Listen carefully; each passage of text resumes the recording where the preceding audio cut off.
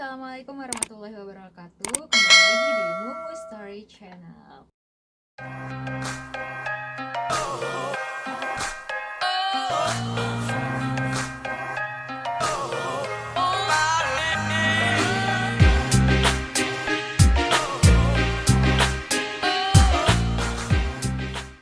Oke teman-teman, kali ini kembali lagi di Mumu Sharing. Dan kali ini aku mengundang tamu yang sangat spesial dari Aarhus, Denmark, Dokter Hewan Didin.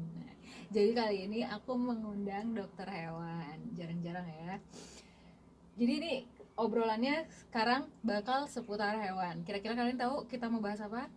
Sebentar lagi akan Idul Adha, so kita bakal bahas mengenai hewan kurban. Ya. Oke, sebelumnya kita perkenalan dulu ya. Boleh dikenalkan dokter Oke. kepada teman-teman? Halo semuanya, para fansnya Mumu Story nih ya. Perkenalkan, nama saya Didin. Saya di Aarhus, Denmark, dan kita lagi summer holiday ya. Ya. Oke teman-teman, langsung aja pertanyaan pertama nih. Kita Oke. pastikan kalau mau kurban itu nggak sembarang hewan dong yang bisa dipakai untuk berkurban ya kan. Pasti ada kriteria khusus dan harus seperti apa, itu kita harus tahu ya. Oke, langsung aja ke pertanyaan pertama. Ada nggak sih rentang usia hewan kurban yang boleh dipakai untuk kurban itu yang baik tuh usia berapa? Kalau sapi berapa, kalau kambing berapa? Domba atau unta mungkin juga kan, mana tahu ada yang di ini ya, di Saudi Arabia. Jadi gini, kita kan memilih hewan kurban pasti ada kriterianya. Takutnya kita udah beli mahal-mahal, ternyata umurnya nggak sesuai dengan yang disyaratkan gitu. Kalau misalkan kita mau kurban sapi, itu tuh umurnya paling nggak kan 2 tahun. Nah, tandanya apa? Kita harusnya kan kita bisa ngecek sendiri kan gitu. Misal kita pas beli atau mungkin pas pandemi kayak gini kan ada penjual-penjual online ya. Tapi kita harus bisa memastikan bahwa ini benar-benar umurnya segitu. Nah, untuk sapi itu kita kan 2 tahun. Tandanya gimana? Itu bisa dilihat dari gigi. Jadi gigi sapi maupun kambing itu kok sebenarnya sama. Jadi mereka itu cuman di gigi bawah. Punya gigi di bawah. Jadi kalau belum sampai 2 tahun dia nggak punya Enggak, gigi di bawah. maksudnya gigi mereka itu di bawah. Oke. Cuman gigi bawah aja mereka punya. Oh, oke. Gitu. Jadi kita bisa ngelihat nanti 2 tahun itu tandanya dia udah copot gigi. Nah, kalau orang biasanya bahasanya itu poel. Poel itu adalah copot gigi. Nah, kalau udah copot gigi itu biasanya itu sudah 2 tahun. Bukan biasanya lagi, tapi pasti 2 tahun gitu. Jadi pilihlah yang seperti itu. Ada juga yang sebenarnya kalau kambing juga sama. Ketika dia udah copot gigi seperti itu gitu. Nah, ada juga yang bilang bahwa bisa dilihat dari tanduk. Tapi kan hewan kurban itu jantan kan, harus jantan. Nah, sedangkan yang bisa dilihat dari tanduk itu lingkar tanduk itu adalah tanda berapa kali dia melahirkan untuk sapi betina gitu. Jadi kalau untuk sapi jantan itu bukan ukuran gitu. Betul. Jadi kalau di sapi betina kita juga bisa lihat dari tanduk kayak gitu ya. Berapa Tapi kali kan kita melahirkan makanya sapi gitu. jantan. Makanya untuk tanduk itu kita close untuk yang sapi jantan gitu. Karena itu nggak valid lah gitu. Yang paling valid tepat ya. Yang paling valid adalah gigi. Ketika dia udah poel 1 itu sepasang itu udah 2 tahun gitu. Itu bisa dilihat dari situ. Kalau tanduk, kalau misalnya baru tumbuh aja belum sampai poel tuh udah 2 tahun belum? Belum, pokoknya dia tandanya udah poel sepasang berarti dia udah 2 tahun. 2 berarti ya harus. Gitu. Tapi ini dokter ya, kalau di kita kan kadang nggak paham ya ini. Jadi kita kan kalau misalnya kita belinya secara offline itu di tukang yang jual-jual kambing atau jual-jual sapi itu kan kita cuma tinggal milih. Nah sebenarnya kalau di tempat penjualan itu sendiri, apakah penjualnya itu biasanya udah tahu hewan-hewan yang mereka jual itu memang hewan-hewan yang boleh buat kurban, ataukah ada juga tuh biasanya orang yang nggak tahu asal jual aja gitu. Terus kan kita sebagai pembeli kayak banyak yang awam ya, jujur aku juga baru tahu. Biasanya kalau mau beli udah beli aja gitu, kita nggak tahu itu beneran udah 2 tahun kah gitu. Jadi sebenarnya kalau penjual masyarakat yang bergelut di bidang kayak jual beli hewan itu sebenarnya udah tahu mereka. Jadi ini udah apa namanya umur yang bisa dikurbankan gitu. Cuman kita sebagai pembeli kan nggak ada salahnya, misalkan kita juga tahu gitu. Kita mungkin offline gitu datang terus habis itu ya udah kita cek aja kayak misalkan kayak gitu. Tapi selama ini yang dijual itu pasti udah masuk kriteria. udah masuk kriteria, Oke, udah jadi sesuai dengan persyaratan yang ada. biasanya kita udah gak usah ragu lagi ya. Nah terus kan selain harus usia 2 tahun ya, tentunya yang jadi hewan kurban itu harus sehat dong, nggak boleh sakit ya pastinya itu. Nah kita tuh taunya gimana gitu, ciri-ciri hewan yang sehat tuh seperti apa gitu ya? Apakah cuman kalau kita kan kalau manusia kalau sakit lemes gitu, kalau hewan aktif ya. Apakah kalau hewan tuh gimana nih? Iya, jadi ciri-ciri hewan yang sehat itu kita bisa melihatnya dari fisik, dari dekat maupun dari jauh. Misalkan kita datang nih dari ke penjual atau ke pasar gitu misalkan gitu, kita lihat dari jauh dulu misalkan, oh kayak berdirinya bagus, maksudnya tegak, terus ada 4 kaki tentunya kan nggak boleh yang ini kan cacat atau gimana kan, bagus 4 kaki dan ini bulunya dilihat ya, oh bersih apa gitu, oke gitu. Nah sekarang yang kita harus melihat secara dekat kan, secara dekat apa? Pertama kita lihat tuh bulunya, biasanya bulunya bisa tuh kita pegang, terlalu rontok atau enggak. Kalau rontok yang kalau bulu pasti dia akan, rambut itu pasti akan rontok pasti, tapi terlalu rontok enggak, misalkan kita giniin langsung brul kayak gitu. Nah itu biasanya dia cacingan gitu. Terus habis itu turgor kulit, kita giniin aja misalkan gitu, dia cepet enggak gitu. Kalau misalkan dia lambat berarti kan dia dehidrasi kah. Jadi turgor kulit itu dicubit gitu loh teman-teman, periksa ini cepet nggak baliknya. Kalau kita kan gini langsung balik berarti itu bagus ya, betul. Kalau dia lama bisa kan berarti dehidrasi. Terus yang paling penting adalah kita biasanya bilangnya ekspresi wajah.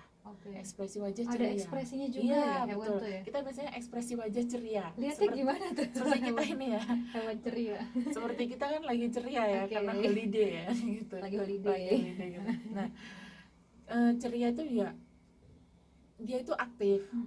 Terus nggak lesu atau nggak lemes, itu namanya ceria. Jadi kayak menunjukkan bahwa dia itu oh ini nggak lemes, nggak gitulah gitu. Jadi itu namanya ekspresi wajah ceria, itu seperti itu. Kalau bersuara gitu, misal kalau sapi mau masih aktif gitu, itu berarti ceria gitu. Kemungkinan begitu gitu. Nah habis itu setelah itu kita lihat apakah ada leleran di hidung, apakah matanya itu misalkan dia ada kan namanya pink eye, jadi dia itu matanya merah kayak gitu. Nah terus habis itu kita lihat kita ke belakang nih, ke belakang sapinya, kita lihat di belakang biasanya anusnya, kita lihat bersih apa enggak. Ini bersih dari kotoran ya, maksudnya kita bisa lihat dari kotoran. Kalau misalkan dia bersih dari lumpur atau apa itu kan kondisi dia di kandang atau gimana. Nah kalau itu dia bersih dari kotoran apa enggak. Biasanya kalau dia bersih berarti dia nggak mencret, nggak diare maksudnya gitu. Kalau dia kotor, karena padat ya. Kalau dia kotor pasti dia biasanya diare. Nah itu pemeriksaan fisik seperti itu. Dan pastikan misalkan nggak ada luka, nggak ada lesi. Jadi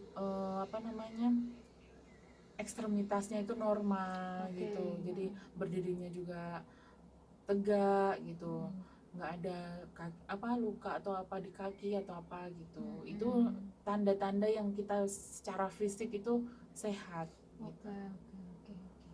Jadi teman-teman, ciri-ciri sehat hewan itu bisa kita lihat dari jauh dan dari dekat. Tadi kalau dari dekat poin-poinnya yang tadi itu ini juga ya, harus aware juga kita ya. Kadang kita nggak ngerti juga nih hewannya udah kelamaan misalnya di kandang kurang terperhatikan gitu. Iya gitu. Oke teman-teman, kita lanjut ke pertanyaan ketiga. Kira-kira kita tahu kesejahteraan hewan tuh gimana ya dok? Kalau hewannya itu bagus gitu, sejahtera gitu, selain dia sehat gitu. Jadi kan yang lagi, maksudnya lagi in itu kita sebutnya adalah animal welfare gitu, atau kesejahteraan hewan. Seperti HAM tapi untuk hewan gitu, hak asasi hewan lah intinya kayak gitu. Nah itu ada 5 sebenarnya. Mungkin teman-teman kalau yang pecinta hewan, pecinta animal pasti tahu namanya animal welfare kan. Ada 5. Yang pertama itu hewan itu bebas dari rasa sakit. Nah rasa sakit dia, terus habis itu hewan itu bebas dari rasa lapar dan haus gitu. Yang selanjutnya hewan itu bebas dari rasa takut. Terus hewan itu bebas dari rasa ketidaknyamanan. Yang terakhir dia itu bebas untuk mengekspresikan tingkah laku. Nah itu. Jadi itu hewan tuh ada ininya juga ya, ada psikologinya juga. Iya betul. Nah tapi nih dok, kita tuh taunya gimana gitu kalau misalnya dia seperti tidak lapar, kemudian dia itu nyaman gitu. Jadi gimana gitu taunya? Jadi kan maksudnya di animal welfare ini kan perlakukan hewan itu sesuai dengan haknya tadi gitu. Karena itu kayak itu haknya hewan untuk mendapatkan hewan mendapatkan hak yang harus kita penuhi gitu. Ya contohnya misalkan dia pasti kan tidak lapar dan haus gitu.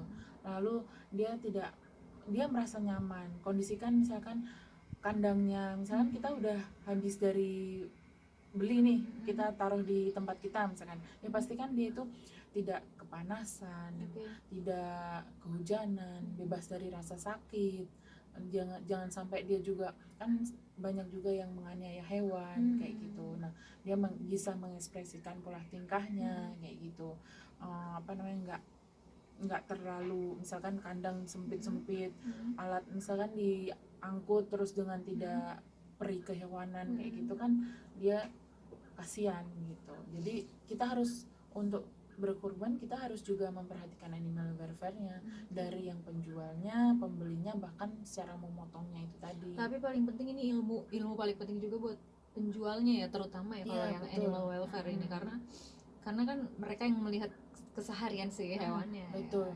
Contohnya kalau misalkan pas pemotongan itu pastikan bebas dari rasa sakit. Maksudnya kan pastikan pisau itu kan secara Islam juga harus tajam kan. Jangan sampai kita pisau yang berkali-kali dan itu harus putus 3 saluran kan. Saluran pernafasan, saluran pencernaan yang itu kan. Nah, terus habis itu dia itu pastikan pisau kita tuh tajam gitu, jangan sampai kita menyakiti, karena itu kan mau kita korbankan kan gitu. Nah itu termasuk juga animal welfare, karena itu si hewannya pun berkurban ya. Iya gitu. Satu lagi mungkin yang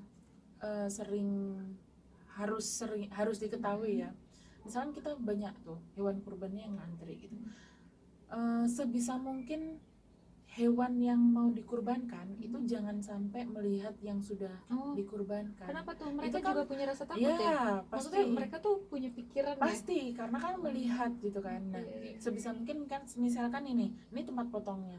Jadi potong dulu ini baru bawa lagi kayak gitu. Nah, kalau suara misalnya kedengeran si pas sapinya teriak gitu kan, sapi juga itu kan itu nggak apa-apa.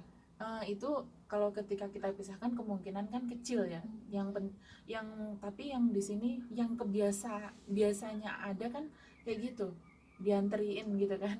Jadi dia melihat temennya gitu. Nah itu udah jadi mayat, stres juga kan. Pasti stres, timbul stres. Nah ketika hewan itu stres itu pengaruh ke daging gitu. Jadi ketika hewan itu nggak stres, itu dagingnya akan bagus kualitasnya. Ketika hewannya stres, ada beda pengaruh ke dagingnya gitu. Karena kalau stres itu mungkin dagingnya jadi keras karena ototnya meregang, maksudnya ototnya mungkin kontraksi terus, gitu. Terus dia juga nggak, kalau daging yang sehat itu kan dari warna, dari bau. Nah kalau yang stres kan pasti hormonnya naik kayak gitu. Nah itu termasuk animal welfare juga. Ya mungkin kalau kayak di manusia itu ada ini ATP ya, ATP-nya itu bikin dia keras gitu ya, kaku gitu. Ngomong-ngomong daging sehat tadi yang dokter bilang ciri daging sehat gitu, misalnya kita udah terlanjur beli ini kan, udah dikurbanin, terus kan kita mau dibagiin juga kan untuk orang banyak. otomatis kita harus kasihnya dagingnya yang sehat juga ya. Itu Betul. ada ciri-cirinya nggak sih dok?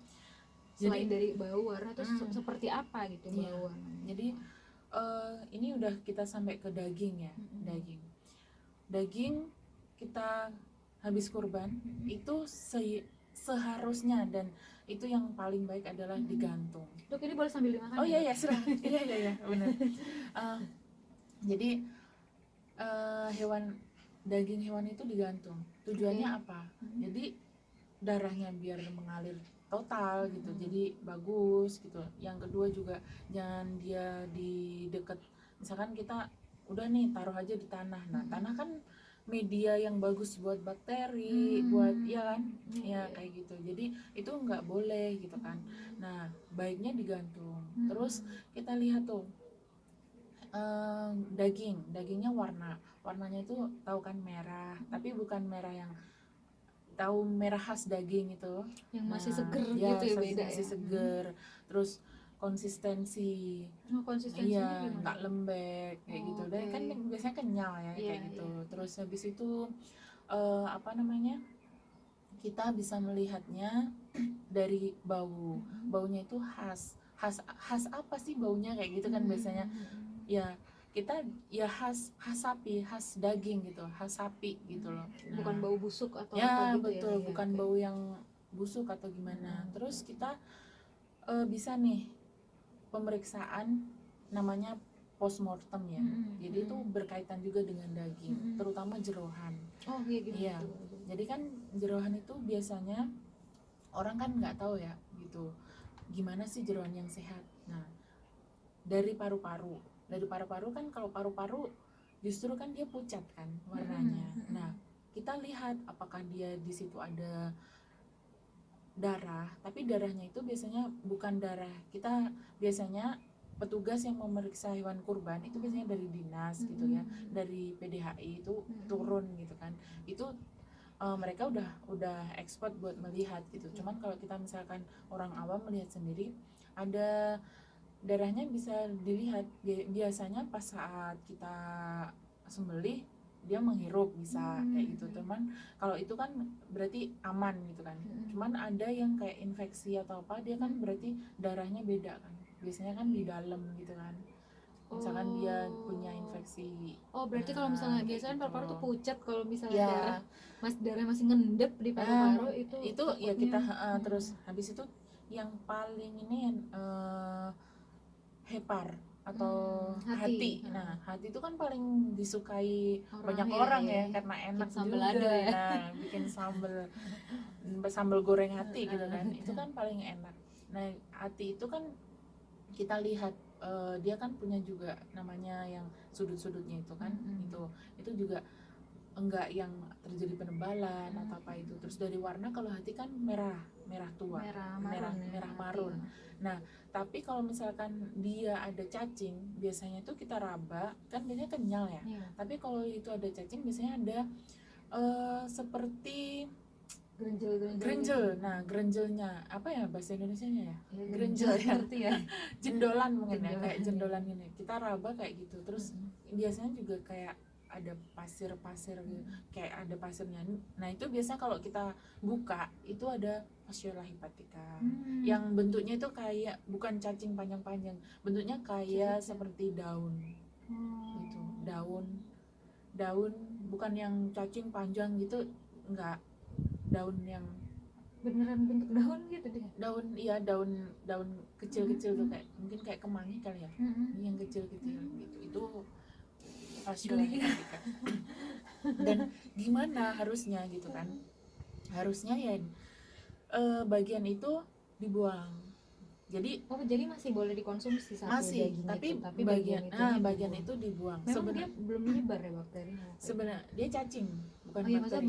Jadi sebenarnya itu mati di suhu yang panas kan mati. Cuman dia sebaiknya pas yang infeksi itu dibuang gitu. Kadang orang kan eman-eman itu apa ya namanya, kayak sayang kayak gitu. Nah itu terus selain itu kita pisah di kurban itu ada kita pisahkan tuh zona merah sama zona hijau. Kalau sekarang COVID kan zona merah itu yang bahaya ya. Kalau di sini tuh justru zona merah itu yang bagus. Jadi zona merah itu untuk untuk untuk daging yang merah itu, daging kita pisahkan. Nah, zona hijau itu kayak untuk rumen. Rumen itu kalau orang ini biasanya babat ya. Babat atau babat ya, yang kayak handuk usus itu. gitu-gitu. Nah, handuk usus kayak gitu. Isi-isian ya pokoknya. Ya, pokoknya yang itu namanya zona hijau. Itu jangan dicampur dengan zona merah. Kenapa yang kayak tuh? Daging. Kan dia ada yang kayak misalkan rumennya kan masih ada kotorannya.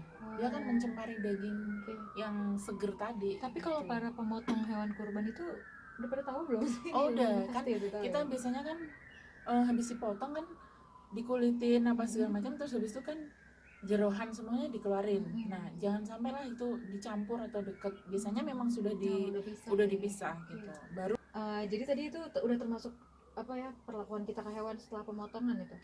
Ya, setelah pemotongan seperti itu. Mungkin sekarang kita membahas tentang yang distribusinya kali ya. Distribusi hewan kan selalu ada ininya ya, ada ilmu pengetahuannya juga ya. Nggak asal distribusi. Iya gitu.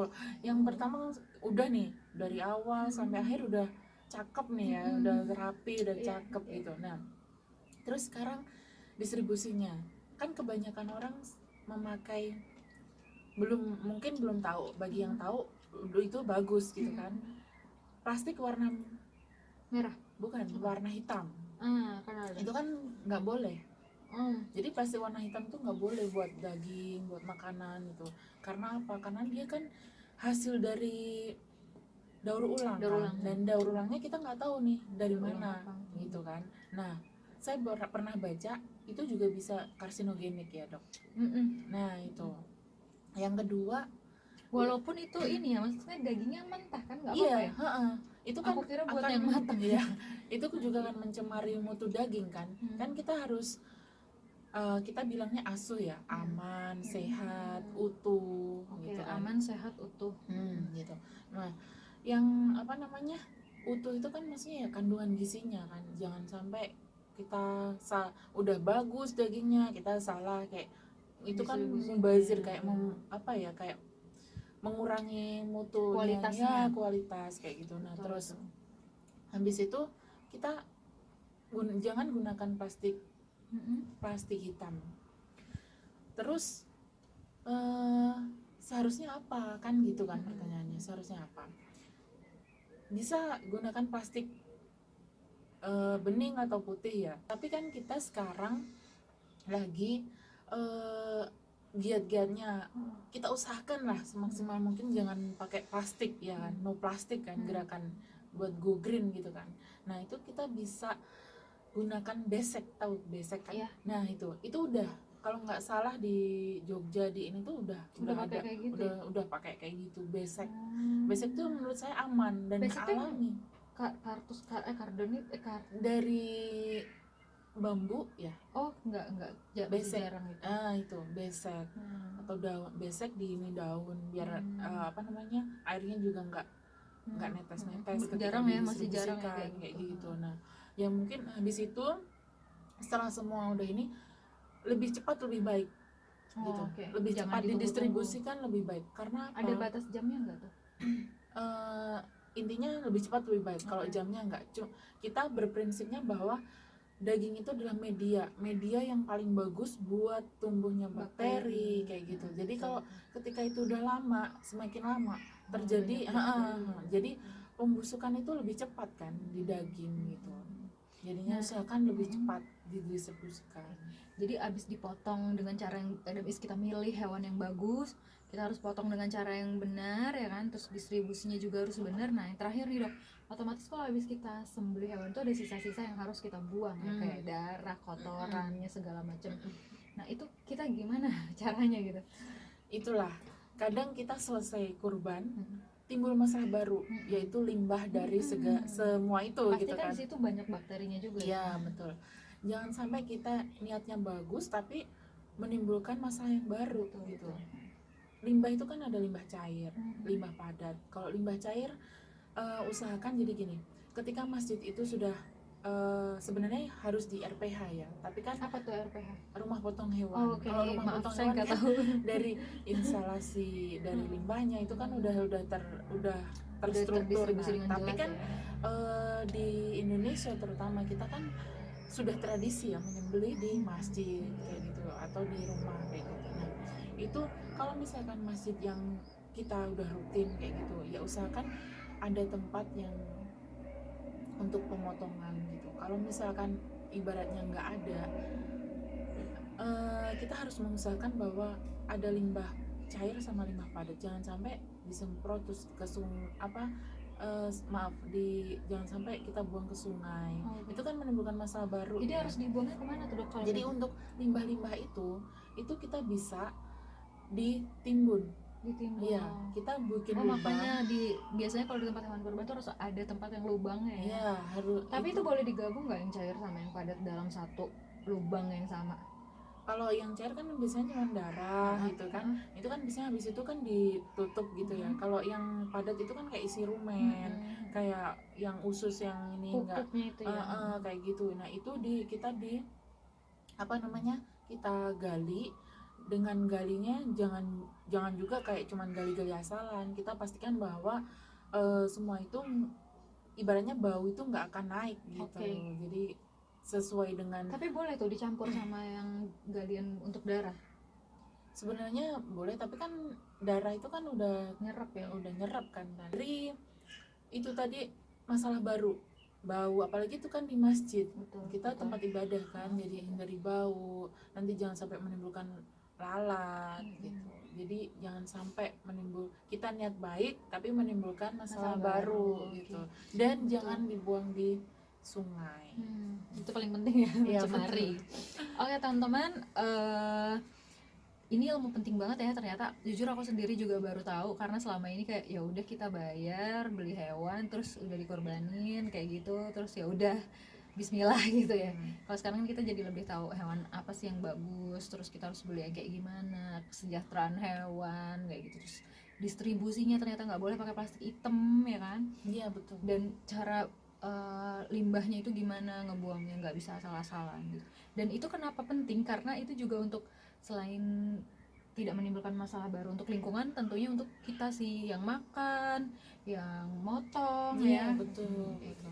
Oke deh teman-teman, segitu aja. Kalau ada pertanyaan kalian boleh tanya di komen. Oke, nanti aku juga akan kasih link YouTube-nya Dr. Hewan Didin. Jadi Dr. Hewan Didin ini juga punya YouTube. Nah, banyak banget manfaat yang bisa kalian ambil juga dari link YouTube-nya Dr. Hewan Didin.